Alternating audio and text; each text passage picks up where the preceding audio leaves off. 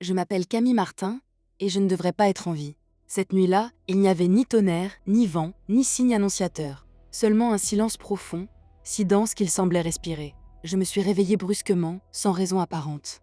L'horloge indiquait 2h14 du matin. L'air était immobile, lourd, comme suspendu entre deux mondes. Et puis, je l'ai entendu. Un murmure, doux, proche, féminin. Pars maintenant. Ce n'était pas un rêve, pas une pensée. C'était une voix, réelle, claire, irrésistible. Pas menaçante, mais urgente. Je me suis levée, tremblante, sans comprendre pourquoi. Je suis allée dans la chambre de mon fils, je l'ai pris dans mes bras, et nous avons quitté la maison. 10 minutes plus tard, tout brûlait.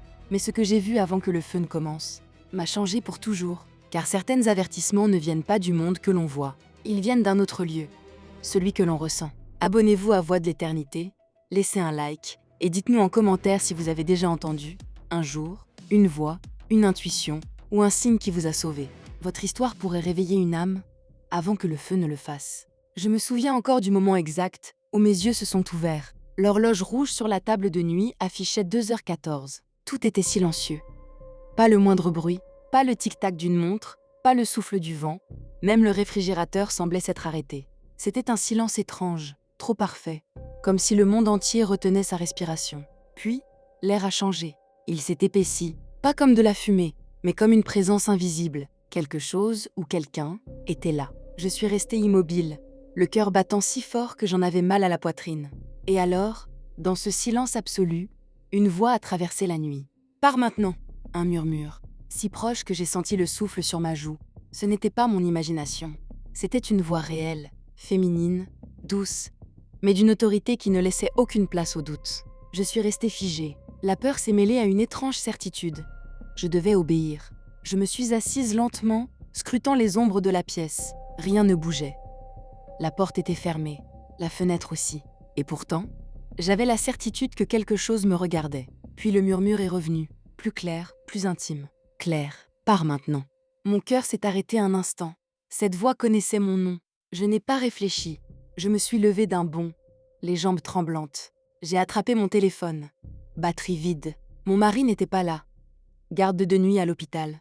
Il ne restait que moi et mon fils. Je suis allée dans sa chambre. Il dormait profondément, ses petits bras enroulés autour de son oreiller. Je l'ai secoué doucement. « Léo, mon chéri, réveille-toi, on doit partir. » Il a grogné, encore à moitié endormi. « Maman, il fait nuit. » « Je sais, mon cœur, fais-moi confiance.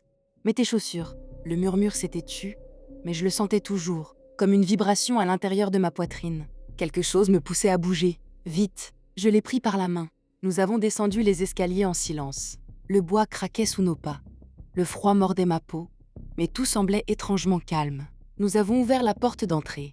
L'air de la nuit était frais, le ciel clair, parsemé d'étoiles. Rien, absolument rien, ne laissait présager un danger. Je me suis retournée vers la maison, hésitante. Et c'est là que je l'ai senti, une odeur âcre, légère, de la fumée. D'abord subtile, presque imperceptible, puis plus forte. Et derrière les vitres du salon, une lueur orange, vacillante. Le murmure avait eu raison. Il ne me restait plus qu'à courir. L'odeur de fumée s'est rapidement transformée en goût. Un goût métallique, sec, qui collait à ma gorge. Je me suis tournée vers la maison.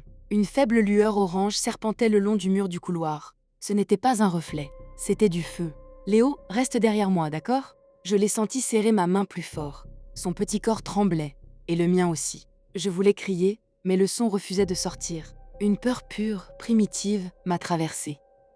La peur d'une mère qui comprend que chaque seconde compte. Nous avons commencé à courir vers la porte d'entrée. Mais avant même de l'atteindre, un craquement monstrueux a résonné au-dessus de nous. Le plafond a gémi, les poutres ont tremblé. Et soudain, le feu a jailli de la bouche de la ventilation, projetant des langues incandescentes dans l'air. « Par ici !» ai-je crié. Je tirais Léo vers la cuisine. L'air devenait lourd, irrespirable. Chaque respiration me brûlait la gorge. Je sentais la chaleur me mordre la peau. Le monde devenir rouge, vivant, furieux. Les rideaux ont pris feu d'un coup, le bois s'est mis à hurler, et un souffle chaud nous a poussés contre le mur. Mon esprit s'est vidé. Je n'entendais plus rien, sauf un battement sourd dans ma poitrine. Et là, à travers le rugissement du feu, j'ai senti à nouveau cette présence. Pas de mots cette fois, seulement une direction, une force qui me tirait vers l'arrière, vers la porte du jardin. J'ai suivi cet instinct sans réfléchir. J'ai attrapé un torchon, l'ai passé sur la poignée brûlante et j'ai ouvert la porte d'un coup. L'air froid de la nuit nous a frappés comme une vague. « Cours !» ai-je soufflé à Léo. Nous avons trébuché sur la pelouse, les pieds nus, les poumons en feu. Je me suis retournée. La maison flambait déjà tout entière. Le toit rougeoyait. Des étincelles s'envolaient dans le ciel comme des âmes en fuite. Je suis tombée à genoux dans l'herbe, allaitante. J'ai pris Léo dans mes bras. Il pleurait contre mon épaule. Je ne sentais plus ni le frio, ni la douleur, seulement la vie qui battait encore dans nos deux cœurs. Au loin, des gyrophares. Des voisins criaient, couraient vers nous. On pensait que vous étiez encore à l'intérieur, a hurlé une femme. Je n'ai pas pu répondre, parce qu'au fond de moi, je savais la vérité. Quelqu'un, ou quelque chose, nous avait fait sortir avant qu'il ne soit trop tard. Plus tard, un pompier m'a dit que l'incendie avait commencé dans les combles, à cause d'un fil électrique rongé. Il a ajouté calmement, « Encore 2 minutes, madame, et vous n'auriez jamais quitté la maison. » 2 minutes, c'est tout ce qui séparait ma vie de la fin. Et cette voix, ce murmure, elle le savait. Le monde semblait figé dans une lumière rouge et or. Le feu rugissait derrière nous, avalant tout. Les souvenirs, les rires, les murs de notre ancienne vie.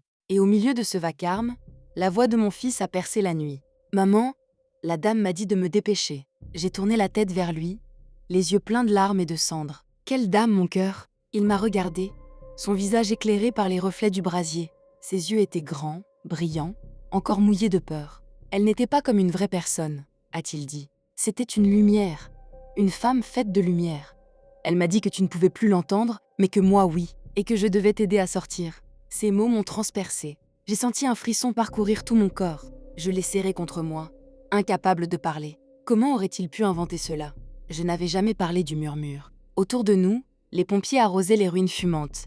Les voisins murmuraient des prières. Et pourtant, je n'entendais qu'une chose, ce souvenir de voix, douce, familière, protectrice. Les jours suivants ont été flous. Les assurances, les papiers, les journalistes, tout se mélangeait. Les gens disaient que nous avions eu de la chance. Mais moi, je savais, ce n'était pas de la chance. C'était un appel. La nuit, je ne dormais presque plus. Chaque fois que je fermais les yeux, je revoyais cette lumière dans le couloir, juste avant que les flammes ne surgissent. Pas une lumière destructrice, mais une lumière vivante. Je sentais qu'elle voulait me dire quelque chose. Mais quoi? Une semaine plus tard, alors que je fouillais les décombres pour retrouver quelques objets, j'ai aperçu un petit cadre tombé face contre terre, noirci par la fumée. Je l'ai ramassé doucement. Le verre était fendu, la photo partiellement brûlée, mais je l'ai reconnue aussitôt. C'était ma mère. Je me suis figée, son regard sur la photo, son sourire doux, et d'un seul coup, tout s'est aligné. La voix, le ton, la paix que j'avais ressentie, même au cœur du chaos, c'était elle. Une chaleur m'a traversée, pas celle du feu, mais celle de l'amour. J'ai fermé les yeux et j'ai murmuré. « Maman, c'était toi, n'est-ce pas ?» Une brise légère a effleuré mon visage, apportant avec elle un parfum subtil de jasmin, son parfum préféré. Et à ce moment-là, je n'ai plus douté. Elle n'était pas venue pour me hanter, elle était venue pour me sauver. Cette nuit-là, pour la première fois depuis l'incendie, j'ai dormi. Et dans mon rêve, j'ai entendu une dernière fois cette voix familière, douce et lointaine. « Tu as écouté, Claire. C'est pour cela que tu vis encore. » Les semaines ont passé, mais l'écho de cette nuit ne m'a jamais quittée. J'avais perdu une maison, des souvenirs, une part de ma vie, mais j'avais gagné une vérité que je n'aurais jamais trouvée autrement. Pendant longtemps, j'ai cherché une explication rationnelle. Les pompiers disaient « c'est un miracle que vous soyez sortis à temps ». Les médecins parlaient d'un instinct maternel, d'un réflexe inconscient. Mais moi, je savais, ce n'était ni un miracle, ni un hasard. C'était un message. Je repensais souvent à ma mère, à cette lumière, à ce murmure. Pourquoi cette voix? Pourquoi cette nuit? Et peu à peu, la réponse s'est imposée à moi, pas comme une pensée, mais comme une évidence. Ce n'était pas seulement une invitation à fuir le feu.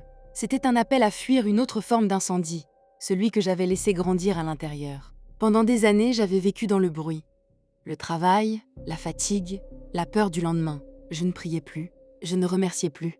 Je survivais, simplement. Et parfois, sans s'en rendre compte, on devient étranger à soi-même.